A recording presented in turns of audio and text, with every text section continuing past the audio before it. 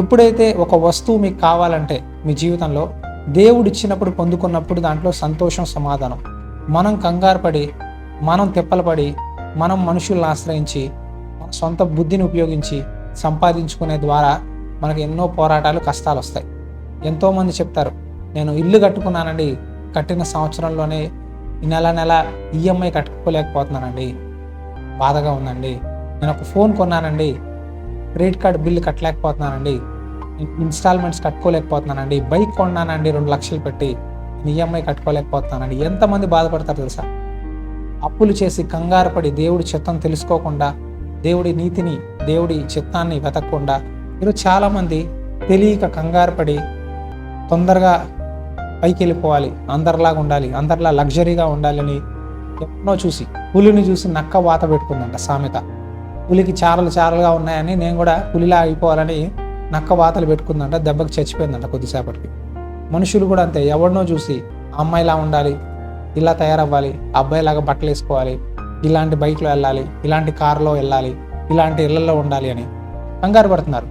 నీ జీతం 20,000 అయితే నువ్వు 15,000 పెట్టి రెంట్లో పెద్ద ఇంట్లో ఉంటే ఏం ఉపయోగం?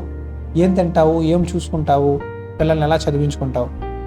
నువ్వు 30,000 సంపాదిస్తున్నావు, నీ ఆదాయానికి తగిన స్కూల్లో పిల్లల్ని నువ్వు చదివించాలి. నీ ఆదాయానికి మించి ఈ స్కూల్స్ ఏం బాగాలేవండి, సంవత్సరానికి 2 లక్షల రూపాయలంట ఆ స్కూల్లో వేస్తే నా పిల్లోడు చదువు బాగుంటుంది, గొప్ప వాళ్ళు చదివిస్తారు అని కంగారు పడి నీ ఆదాయం లేకుండా అప్పులు చేసి లక్షలు కట్టి నువ్వు స్కూల్లో చదివించడం బట్టి నీ కుమారుడు ప్రయోజకుడు అయిపోతాడా? నీ కుమార్తె ప్రయోజకురాలు అయిపోద్దా? నీ ఆదాయం ఎంత, నీ సంపాదన ఎంత, దాన్ని బట్టి నువ్వు నడుచుకోవాలి కదా.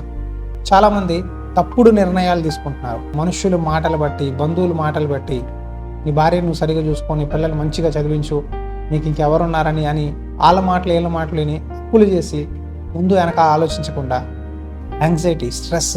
కొంతమంది ఈరోజు యవనస్తులండి, డబ్బులు సరిపోక వాళ్ళు చేసే జాబ్స్లో పార్ట్ టైము, నైట్ టైమ్స్లో స్విగ్గీలో, జొమాటోలో, ఈ ఆన్లైన్ డెలివరీ యాప్స్లో పనులు చేసి, కొరియర్ సర్వీసులు చేసి ఎక్స్ట్రా డబ్బులు సంపాదించాలి, నేను అప్పులు కట్టుకోవాలని కింద మీద అయిపోతున్నారు. చూడండి, దేవుడు ఇచ్చిన కొంచెమైనా నమ్మకంగా ఉంటే అది ఆశీర్వాదం. మనకి దేవుడు ఇచ్చిన ఇల్లు, మన పిల్లలు చదివే స్కూల్స్, మనం ఉన్న ఆర్థిక స్థితి, మనకిచ్చిన ఆ కుటుంబ పరిస్థితి ఈ రోజుకి చాలు. ఏనాటికీడు ఆనాటికి చాలు. లేనిపోని చిక్కులు తెచ్చుకోవడం ఎందుకండి?